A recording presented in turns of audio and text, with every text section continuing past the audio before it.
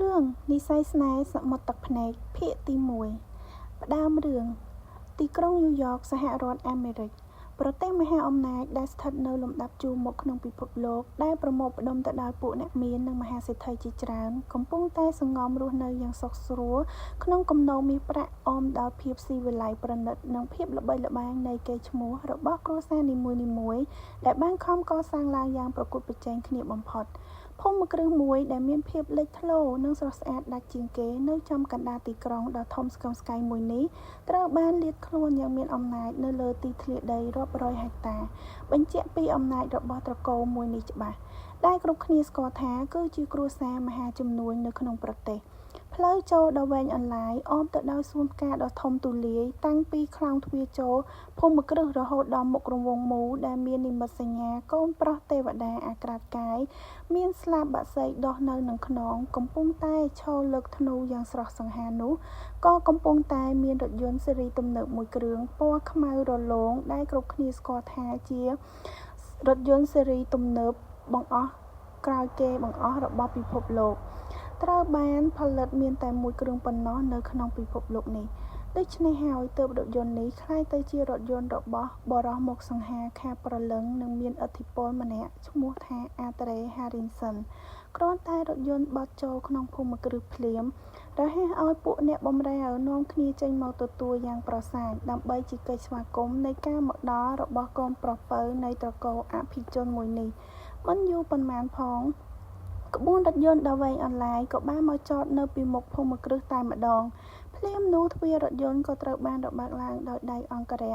ម្ចាស់រាងកាយសង្ហាដែលនៅក្នុងនោះក៏ចាប់ផ្ដើមបោះជំហានដ៏មានតម្លៃចេញមកខាងក្រៅរថយន្តស្បែកជើងប៊ូដែលមានតម្លៃថ្លៃមហាសាលខាត់យ៉ាងរលោងចែងចាំងស័ក្តិសមឥតខ្ចោះជាមួយរូបកាយស្រស់សង្ហាក្នុងឈុតក្រោហ្សេពណ៌ខ្មៅយ៉ាងមានសណ្ដាប់ធ្នាប់ភាពខ្ពស់ស្រឡះកាន់តែធ្វើឲ្យអ្នកកំឡោះសាច់ក្រអូបម្នាក់នេះកាន់តែមើលទៅសង្ហានិងកាន់តែគួរឲ្យលងជាមួយមុខមាត់ព្រាននារីពិសេសកែវភ្នែកផ្សែងបារីមួយគូនោះរួមនឹងអត្តចរិតពៀពីកំណើតបែបព្រាននារីបន្តិចនិងខលបន្តិចកាន់តែធ្វើឲ្យបុរសម្នាក់នេះក្លាយជាបុរសដែលគ្រោះថ្នាក់សម្រាប់ស្រីៗអាត្រេគឺជាអ្នកចំនួននៅក្នុងសង្គមងងឹតដ៏មានអំណាចម្នាក់ដែលជារឿយៗអ្នកកំឡោះរូបនេះវិលត្រឡប់មកផ្ទះវិញម្ដងម្កាលប៉ុណ្ណោះព្រោះតែភាពមមាញឹកនៃការងារធ្វើឲ្យអ្នកកំឡោះរូបស្រស់សម្បូរមន្តស្នេហ៍ម្នាក់នេះត្រូវឡើងចុះការងារក្នុងតំបន់អាស៊ីជាញឹកញាប់ក្រោមការវិលត្រឡប់មកលើកនេះមិនដឹងថាអាចមកស្នាក់នៅផ្ទះបានប៉ុន្មានថ្ងៃនោះទេព្រោះរាល់ដងទៅមកឡើងម៉ាដាមនិងគ្រប់គ្នានៅទីនេះសាំភ្នែកបាត់ទៅហើយចំពោះការវិលត្រឡប់របស់កូនប្រុសរាងកាយខ្ពស់សង្ហាស្វាហាប់មើងម៉ាត់ចុះពីលើរថយន្តទំនើបរបស់ខ្លួនហើយក៏រហ័សដើរឆ្ពោះចូលទៅខាងក្នុងភូមិគ្រឹះតម្រង់ទៅបន្ទប់សម្រាករបស់ខ្លួនទាំងប្រញាប់ប្រញាល់មិនសូម្បីតែដើរចូលទៅរាក់ទាក់ជាមួយនឹងមនុស្សចាស់ទាំងពីរដែលកំពុងតែអង្គុយនៅបន្ទប់ទទួលភ្ញៀវតែដូចនិយាយអញ្ចឹងគឺពួកគាត់សំនឹងចរិតអំពិលអំពែករបស់គេបាត់ទៅហើយចំណែកម៉ាដាមក្រោយឃើញវត្តមានរបស់កូនប្រុសត្រឡប់មកផ្ទះវិញទាំងប្រញាប់ប្រញាល់បែបនេះ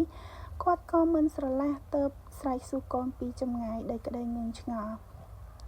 នេះកូនប្រញាប់មករៀបចំខោអាវឡើងយន្តហោះទៅអាស៊ីទៀតហើយមែនទេកូន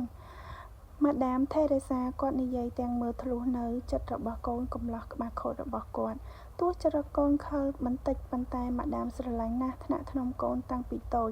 ហើយបើគាត់ទាយមិនខុសទេដឹងតែមានអ្វីម្យ៉ាងនៅទីនោះធ្វើឲ្យកូនប្រុសរបស់គាត់ជាប់ជំពាក់ចិត្តហើយមើលទៅបានជាឡើងចុះញឹកញាប់បែបនេះគាត់ក៏ចង់ដឹងដែរថាតើនារីអាស៊ីរូបណាដែលបានធ្វើឲ្យកូនប្រុសរបស់គាត់វឹកវរជ្រួលច្របល់ដល់ថ្នាក់នេះក្រោយឮសំឡេងរបស់ម្ដាយនិយាយមកកាន់គេអាត្រេក៏ប្រញាប់បញ្ឈប់ដំណើរដល់ញាប់ឆ្មេងរបស់ខ្លួនបន្តិចមុននឹងងាកមុខដល់ស្រស់សង្ហារបស់ខ្លួនទៅតាមប្រភពសំឡេងនិងឆ្លើយតបទៅកាន់ម៉ាដាមវិញបាទម្ចាស់ម៉ាក់កំឡោះវ័យ20ក្រាស់ឆ្លើយខ្លីៗហើយក៏បំបល់ខ្លួនដើរត្រុយចូលទៅខាងក្នុងបាត់មើលថែសុខភាពផងណាកូនអាលម៉ាក់បារម្ភគាត់ឆ្លើយបន្តពីក្រោយមើលចរិតកូនប្រុសគាត់ចុះម៉ាដាមក្រវីក្បាលបាទម្ចាស់ម៉ាក់អាត្រេក៏ឆ្លើយតបពីចម្ងាយហើយយ៉ាប់ណាស់កូននេះមនុស្សចាស់ លួចដកដង្ហើមធំព្រមទាំងក្រវីក្បាលនិងញញឹមទៅកាន់លោកយាយដែលអង្គុយនៅក្បែរនោះគាត់ឃើញកូនប្រុសពៅហាក់ដូចជាមមាញឹកនឹងការងារដល់ហើយគ្មានពេលវេលាសម្រាប់សម្រាកដូច្នេះហើយទើបចេះតែបារម្ភពីសុខភាពកូនខ្លះធ្លាប់តែពីតូចមើលថែកូនដល់ធំឡើងគាត់មិនបានមើលថែទៀតសោះនៅម៉ោង 8 យប់ផ្ទៃដីរបស់សហរដ្ឋអាមេរិកទាំងមូលត្រូវបានគ្របដណ្ដប់ទៅដោយភាពងងឹតតែវាមើលទៅស្រស់ស្អាតប្លែកខណៈពេលយើងសម្លឹងមើលពីទីខ្ពស់ទៅព្រោះតែអំពូលភ្លើងនៅក្នុងទីក្រុងទាំងអស់ត្រូវបានបំពាក់ឡើងគ្រប់ទីកន្លែងដែលជាហេតុធ្វើឲ្យអ្នកណាក៏ដោយបានសម្លឹងមើលហើយមិនចង់ដកកសែភ្នែកចេញវិញឡើយរាងក្រាស់ដែលកំពុងតែស្ថិតនៅក្នុងយន្តហោះបែបអភិជនរបស់ខ្លួនក៏កំពុងតែចោលកន្ទុយភ្នែកសម្លឹងទៅខាងក្រៅដែរទាំងយកដៃតូចចង្ការនិងអង្អែលតិចៗស្របពេលគ្នានោះដែរខណៈពេលនៅខាងប៉ែកអឺរ៉ុបត្រូវបានស្បៃអន្តការលេបត្របាក់នៅខាងប៉ែកអាស៊ីឯនេះវិញក៏ត្រូវបានបង្កើតទៅជាពេលថ្ងៃហើយពន្លឺថ្ងៃក៏បានចែងចាំងជះមកលើទីក្រុងមួយដែលនោះគឺទីក្រុងខ្វាងជូវប្រទេសចិននៅក្នុងប្រទេសអភិវឌ្ឍន៍និងជឿនលឿនមួយនេះប្រកាសណាស់ថាគ្រប់វិស័យទាំងអស់គឺមានការរីកចម្រើនខ្លាំងមិនថាផ្នែកបច្ចេកវិទ្យាការសាងសង់ការសិក្សាអប់រំឬវិស័យសុខាភិបាលនោះទេនៅក្នុងទីក្រុងទាំងមូលគឺពោរពេញទៅដោយអគារខ្ពស់ៗនិងទំនើបដែលបញ្ជាក់អំពីការរីកចម្រើនរបស់ប្រទេសមួយនេះច្បាស់នៅក្នុងវិស័យធំៗទាំងនោះយើងឃើញថាវិស័យសុខាភិបាលគឺមានភាពមមាញឹកខ្លាំងមែនទែននៅព្រឹកនេះសំឡេងរថយន្តសង្គ្រោះបន្ទាន់បានបន្លឺឡើងនៅជុំវិញបរិវេណមន្ទីរពេទ្យតាំងពីព្រឹកព្រលឹមរហូតដល់ថ្ងៃរសៀលភ្លាមនោះក៏មានកិលានុបដ្ឋាយិកាម្នាក់បានស្រែកហៅឈ្មោះរបស់កញ្ញាម្នាក់ក្នុងឈុតអាវសដូចគ្នាពីចម្ងាយធ្វើឲ្យម្ចាស់ឈ្មោះដែលកំពុងតែនិយាយជាមួយនឹងអ៊ំស្រីម្នាក់ក៏បានងាកមុខទៅតាមប្រភេទសំឡេងនោះក៏ប្រទះចុងភ្នែកបន្តិចក៏ដឹងថាជាអ្នកណាតែក៏មិនភ្លេចងាកមកបញ្ជាក់ប្រាប់ស្ត្រីចំណាស់នោះម្ដងទៀតរួចទៅនាងដាវចូលទៅរកអ្នកដែលស្រែកហៅឈ្មោះនាងមុននោះដែលនាងក្រមុំរូបស្រស់ម្នាក់នេះនាងមានឈ្មោះថារ៉ូស៊ីតា ហ្វៃដេឡាជាក្មេងស្រីដែលមានស្បែកសម៉ត់ដាច់គេអ្នកនៅទីនេះអ្នកណាក៏សរសើរថាស្បែករបស់នាងមិនត្រឹមតែស្អាតនោះទេរាងនាងក៏តូចដៃជើងក៏ស្រឡូនមុខមាត់ស្រស់ស្អាតខ្លាំងជាគ្រូពេទ្យដែលស្អាតដាច់គេនៅទីនេះរ៉ូស៊ីតាគឺជានិស្សិតពេទ្យដែលរាល់ថ្ងៃនាងកំពុងតែចប់សិក្សានៅឡើយតែក៏ត្រូវចុះមកស្តារតាមមន្ទីរពេទ្យផងដែរតាមការកំណត់របស់សាលារៀនដើម្បីទទួលបានបទពិសោធន៍និងការអនុវត្តផ្ទាល់ជាក់ស្ដែងរាងតូចស្ដើងទោះបីជាហត់នឿយក៏នាងនៅតែញញឹមនិងដើរយ៉ាងរហ័សរហួនមានការអ្វីមែនទេសៀតានអូគឺបងប្រុសរបស់ឯងត្រូវការជួបប្រញាប់ទៅអូខេគ្នាដឹងហើយថាហើយអ្នកទាំងពីរក៏បំបែកគ្នាទៅបំពេញការងាររៀងខ្លួនវិញក្រាក់សំឡេងទ្វារបានបន្លឺឡើងធ្វើឲ្យអ្នកនៅខាងក្នុងរហ័សងើបក្បាលមើលព្រោះចង់ដឹងថាជាអ្នកណាក្រោយឃើញវត្តមានរបស់ប្អូនស្រីហើយក៏ដាក់ខ្លួនចុះវិញទាំងធុញទ្រាន់ក្នុងការសម្រាកនៅលើក្រែមមួយនេះជាខ្លាំងបងមករកខ្ញុំមានការអីយើងចង់ចេញពីទីនេះបារម្ភម្នាក់នោះនិយាយទាំងមិនមើលមុខប្អូនស្រីតែខាងមន្ទីរពេទ្យមិនអនុញ្ញាតបងត្រូវសម្រាក2 ឬ 3 ថ្ងៃទៀតទើបចេញបាន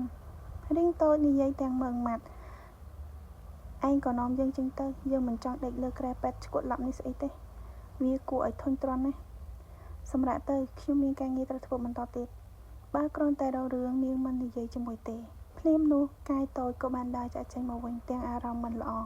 ធ្វើឲ្យវៃឆាងខឹងជាខ្លាំងក៏ងើបខ្លួនមិនប្រយ័ត្នស្នាមរបួសក៏រើឡើងឈឺមួយរំពេចរួចទៅព្រមដេកស្ងៀមវិញ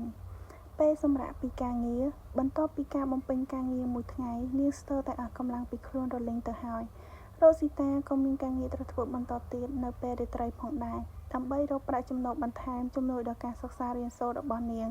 ថ្មីត្បិតតែនាងទទួលបានអាហារូបករណ៍ 100% ក៏ដោយក៏ត្រូវចំណាយថ្លៃផ្សេងប្រចាំថ្ងៃច្រើនទៀតដែរ